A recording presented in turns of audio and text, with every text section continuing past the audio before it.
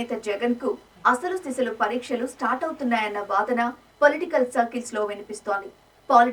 Political situations ఎప్పుడూ ఒకేలా ఉండవు. ఎప్పటికప్పుడు పొలిటికల్ సీన్ మారుతూనే ఉంటుంది.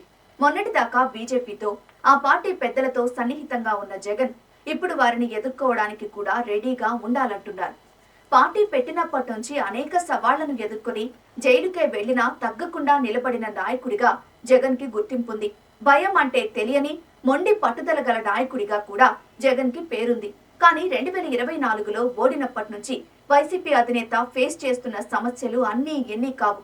ఓవైపు ఘోర ఓటమి, మరోవైపు లీడర్ల అరెస్టులు, ఇంకోవైపు తమ హయాంలో తీసుకున్న నిర్ణయాలపై దర్యాప్తులు. ఇలా అన్నీ చుట్టుముట్టడంతో వైసీపీ క్యాడర్ కాస్త నిరాశ, గందరగోళ పరిస్థితుల్లో ఉన్న మాట నిజం. అయితే జగన్ బయటకొస్తే జన ప్రవాహం వరదలా పోటెత్తడం వైసీపీకి భారీ ఊరటనిచ్చే అంశం. ప్రభుత్వ వ్యతిరేకత ప్రస్తుతం ఎలా ఉందో జగన్ జనాదరణ చెప్పకనే చెప్తోంది.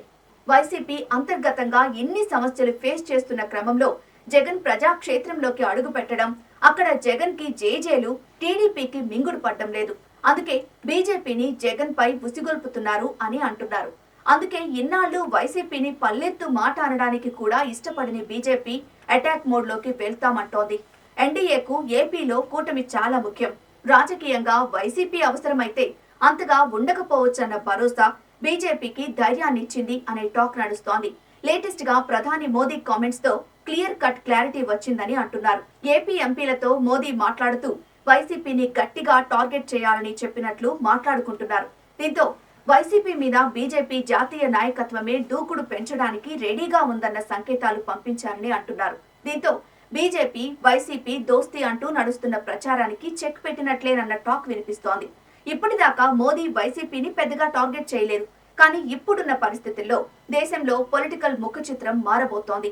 దాంతో ఏపీలో కూడా బీజేపీకి ఒక క్లారిటీ వచ్చిందని అంటున్నారు. వైసీపీని టార్గెట్ చేయకపోతే బీజేపీని కూటమి వర్గాలు స్ట్రాంగ్ గా బిలీవ్ చేసే పరిస్థితి ఉండదు. అందుకే ఏపీలో కూటమి పార్టీలకు క్లియర్ కట్ ఇండికేషన్ ఇచ్చేందుకే వైసీపీ విషయంలో బీజేపీ స్ట్రాంగ్ గా రియాక్ట్ అవ్వాలని డిసైడ్ అయింది అంటున్నారు. దీని వెనుక చక్రం తిప్పింది మాత్రం చంద్రబాబు, పవన్ కళ్యాణ్ అని కూటమిలోని గుసగుసలు వినిపిస్తున్నాయి.